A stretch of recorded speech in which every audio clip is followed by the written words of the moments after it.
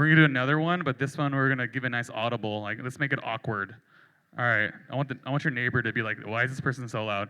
Take a nice deep breath in, audible out. How's that feel? Isn't that some good? I'm addicted to oxygen. That's my overshare. That's it. All right. Next. How was the lunch? Was it amazing? That doesn't sound convincing at all. Yeah. It was free.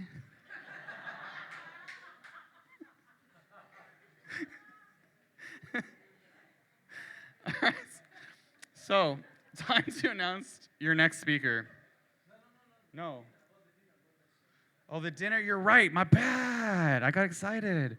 If you're joining the dinner after the last speaker, raise your hand. Only do if you're serious, because we have to book it. We got to make sure we know how many people are joining. Look at those beautiful hands. Look at them. They're so nice. Look at that hand. Wow.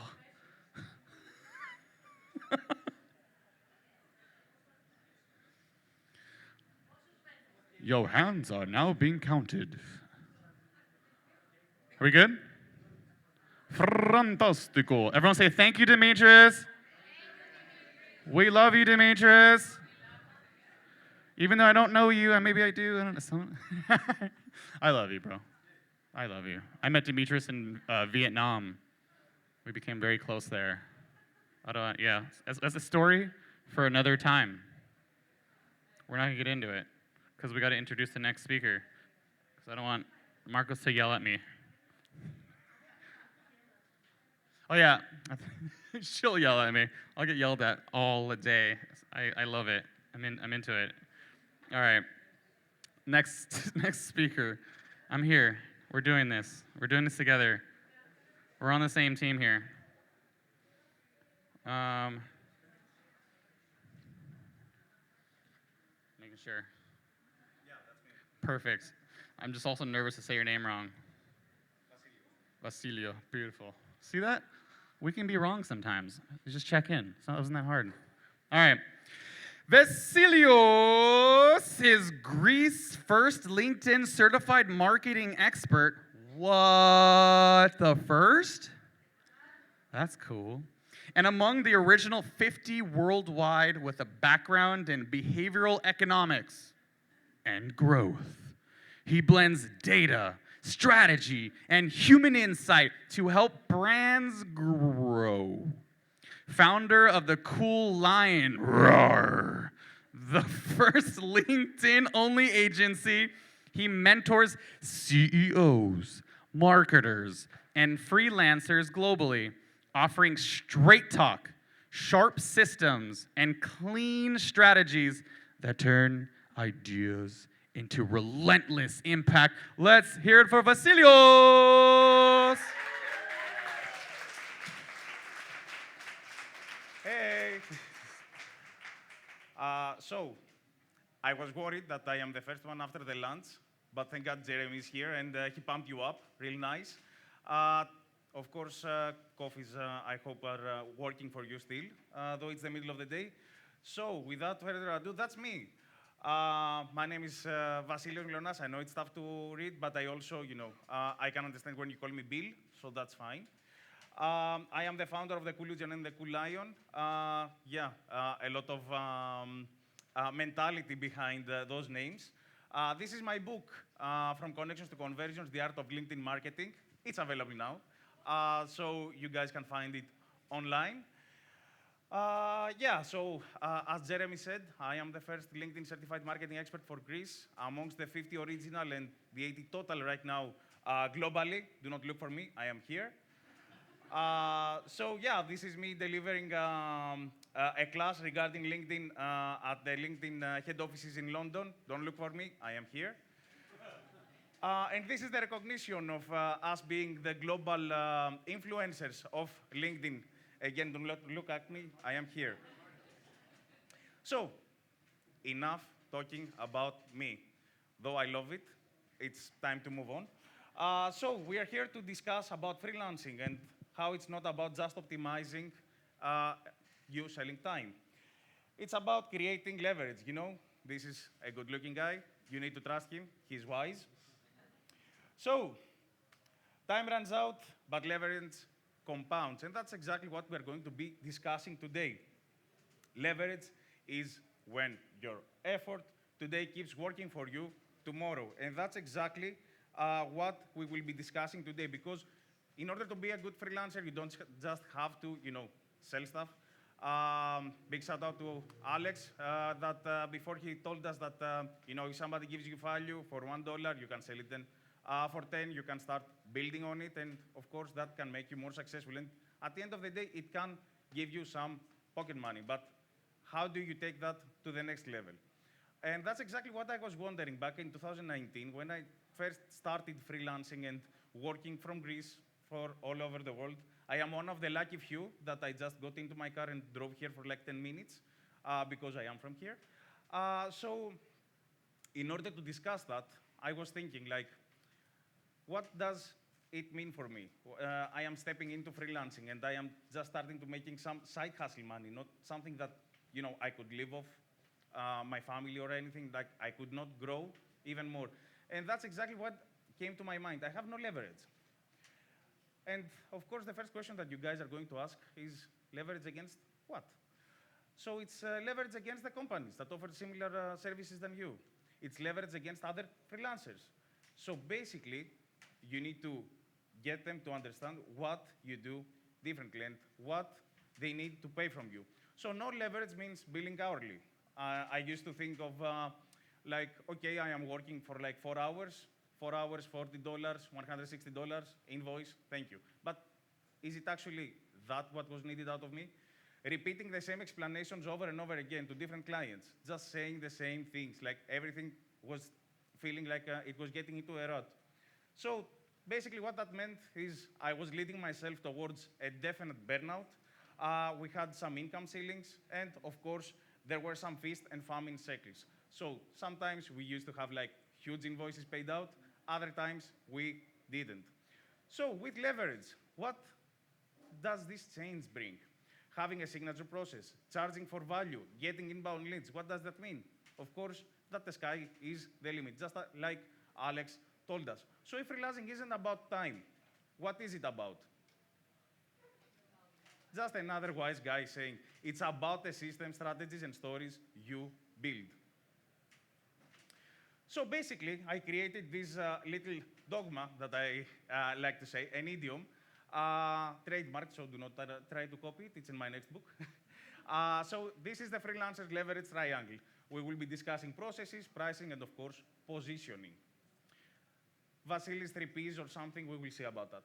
So what this brings us is, of course, the freedom that comes with actually being a freelancer. Freelancer doesn't have to mean that you work for many people. Doesn't have to mean that you work yourself to death. Doesn't mean that because the day has 24 hours, you need to work 25 of them. It doesn't mean any of these things. It has to do with freedom, of you being able to choose your clientele. That's a big one. To choose your own pricing. You don't have to be extra competitive just to get by. And of course, something stopped working. Great.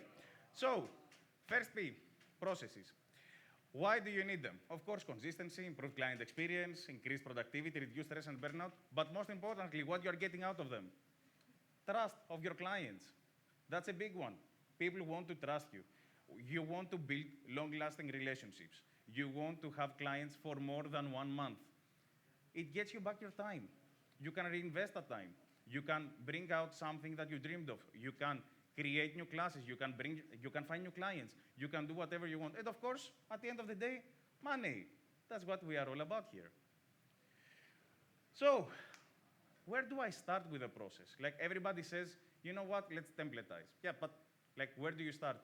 The other day, I heard this great idiom from a friend of mine that asked me, how do you eat an elephant?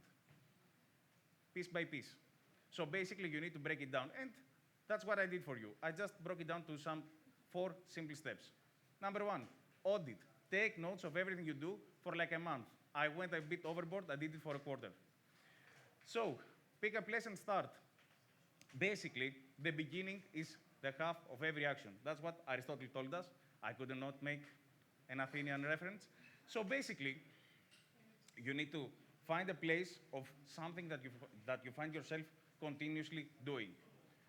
For instance, in my line of business, I am digital marketer, as we just said. There are a lot of, lingo burdens that we face each and every day. So what I did, I created a glossary for my clients. Do you know what this means? I just reference it to every email. It's in my signature. If there is something you don't understand, fine, just go look it up. Templatize every file. Everything that is given out needs to be templatized. And if something new comes up, what do? We create an SOP for it. So basically, what I did is I created this system that I am the number one person that hates bureaucracy the most. I am Greek. Feel me. So basically, what I did is I created an SOP for every file. And why do I do that? Because I have clients all over the world, and thus means that I have people that I work with all over the world. So I needed a system where I could just take a piece out, like a puzzle, throw it at another freelancer and be like, you know what? That's on your time zone. Can you handle this? Yeah, sure. Why? Because he knows what I want from them. They already have an example. They have an SOP. They have my template. Go. And, of course, the pro tip here is you need to set your client limits. That's another one. That's another big moment. For every freelancer here, you can feel what is going on when you are a designer and they ask you like for the 15th change and you end up sending a file, final, version 3, final this time, I swear. So the thing is that you also, in your SOPs, you set your client limits. And of course, this is an ongoing process. So you need to test and of course, optimize the process.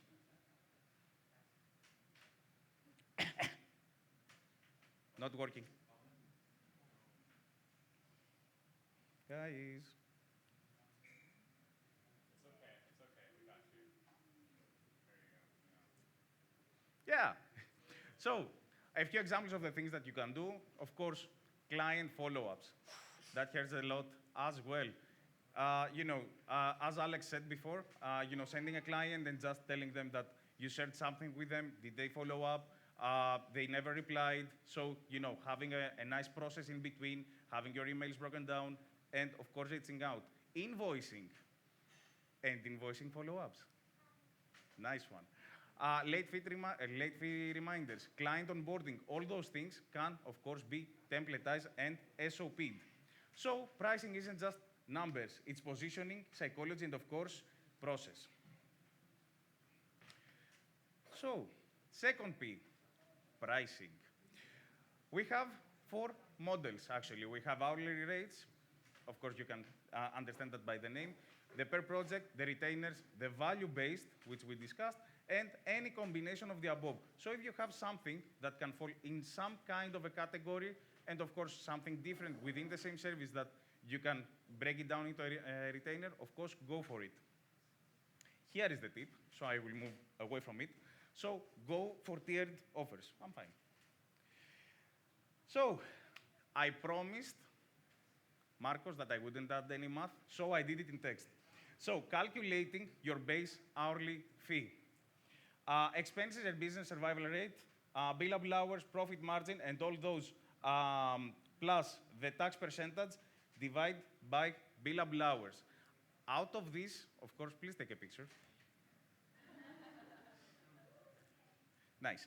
So out of this, you get your base hourly fee. So what you need to be paid in order to continue making sense out of going on doing this. I would take a step further and go, for opportunity cost, but we didn't have the time to discuss it today. I am thrilled to discuss it afterwards, though, so keep that in mind. So basically, out of this whole equation, I want to stretch out this thing, billable hours. As I said before, nobody here wants to work 24 or 24. What this means is we need to divide it with the amount of hours we actually want to work. So if that is 12 hours a week, yeah, it just increases your base hourly fee. That's it. I- You just need this equation to make sense so that you keep on doing what you do best, that you keep on bringing your best self, the best value that you can offer.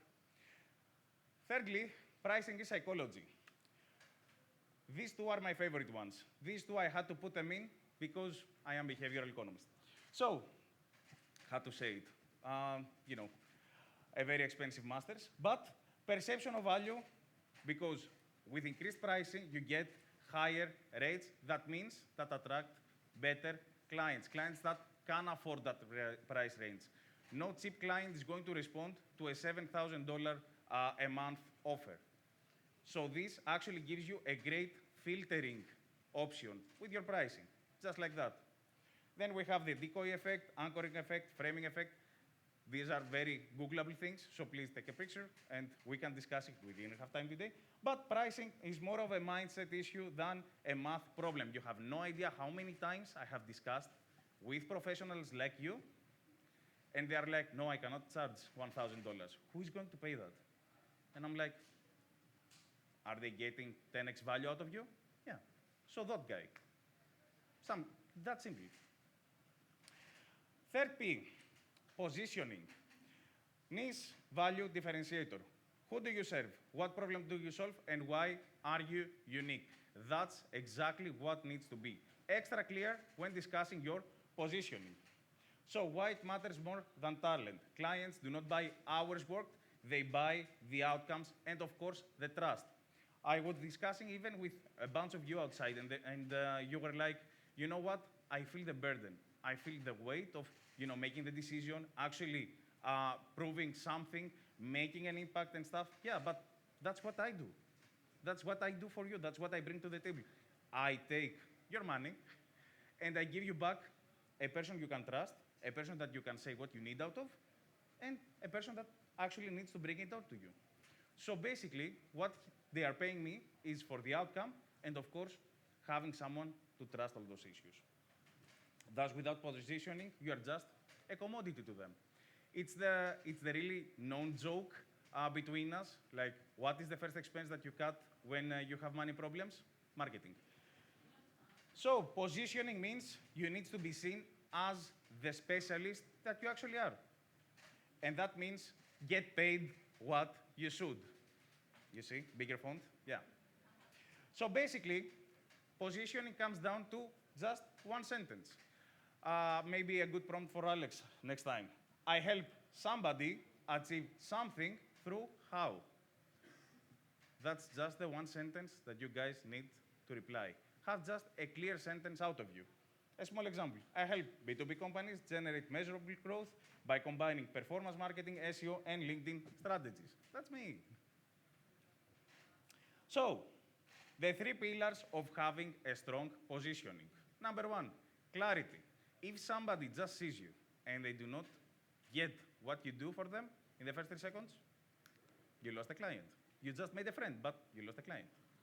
Relevance. Position yourself as at your client's biggest pain. So you need to be the guy that brings on the solutions. Never be a part of the problem. Never be nagging them. And credibility. Back your claims with proof, testimonials, case studies, credentials, awards. You saw my award image, right? But positioning comes most certainly all the time with one main issue: not leaving your positioning. So basically, if I just, jumped off the stage, not hurting myself, and you understood that what I was saying, it's not something that you can find for me online. It's not something that I lived by. You would just say, bullshit. Like that. You need to bring it on everywhere. On your social media, on your website, even your pricing, your offers, your templates need to scream what you do, why you do it, who you are through your work. So freelancers don't get hired for what they do, they get hired for what they are known for. Positioning is how you take control of that story. So, doing pretty fine on time, Living here, you need to do just 5 things. Number 1, buy my book. Of course. Number 2, start your Dear Diary tasks. This, I know it's going to be mundane. Just live through a month with it.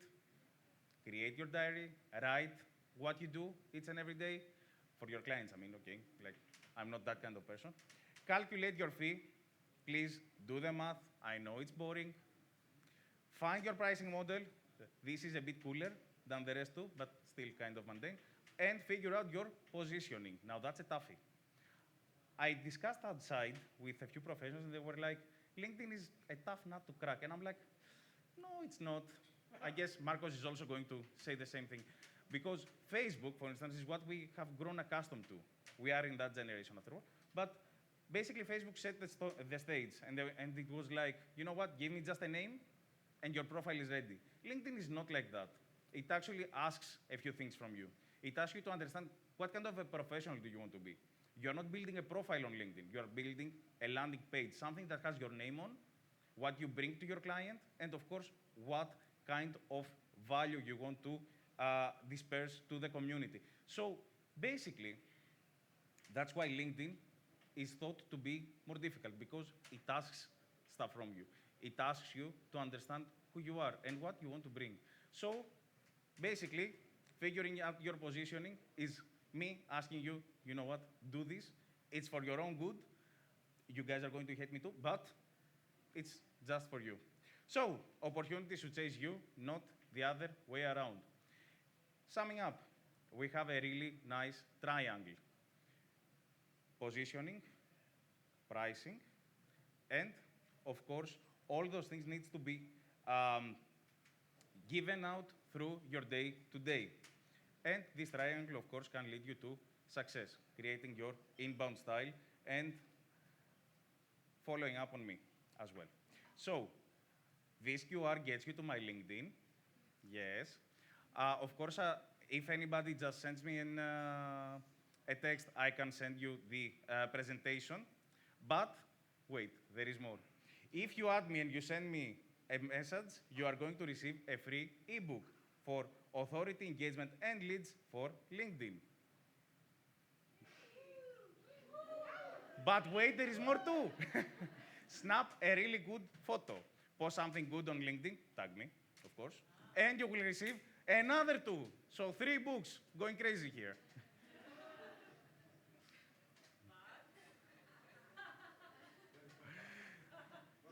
So, yeah, 2. It's just that. So for the third thing, there is a free book with me today. If somebody really wants this and they commit to all those steps, they can have it too. Go.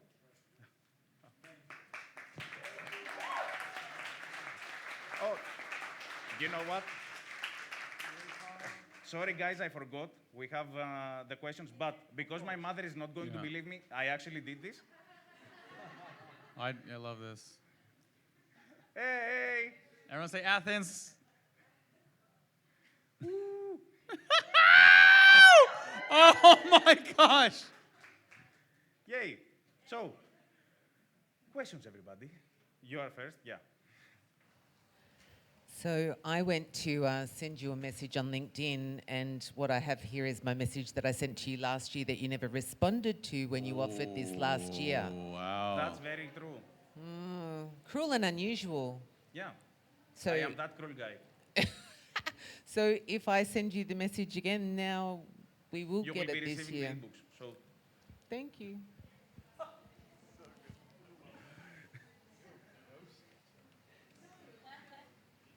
roast. I've never sent you a message and you've not responded. What's that about? You know, Jeremy, grinder doesn't matter. Any other questions? You.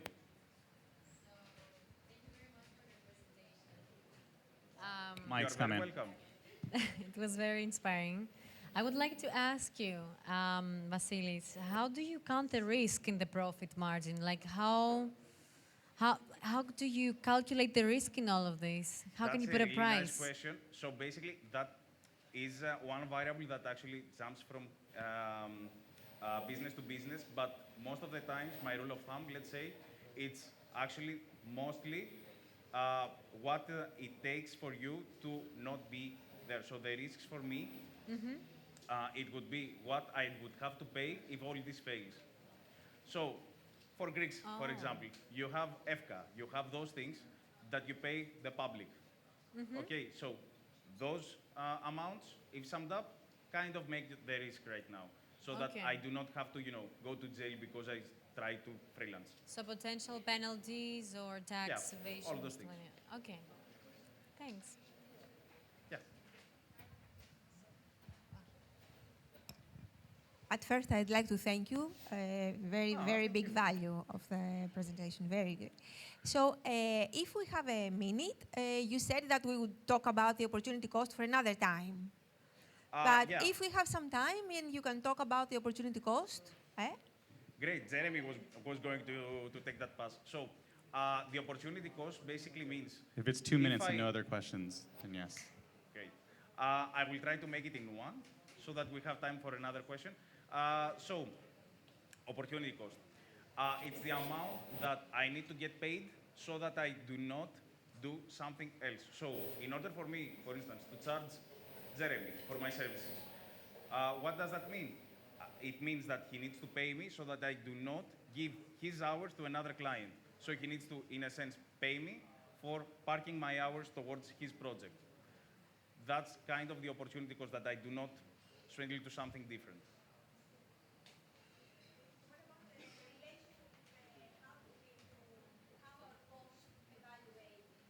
So basically, what it has to mean with the rest of the cost structure. The cost structure basically comes to if you have a boring project, for instance, if you have something that cannot be award related, or if it's not for a big client or something, those kind of up the amount because it actually takes out from your visibility, you being able to discuss it with clients. If you are white label, for instance, and you are not there, with full on your logo and we are there, we're Lion, we rock and stuff. So these kind of ups the price that they are getting because they want to appear that they are doing the job that we are. So they need to pay for it. thank you very much. Of course, much appreciated. Nothing more? All right, nothing more, I guess. No. I'm just a messenger here. So I have one more slide if you guys can, click on that.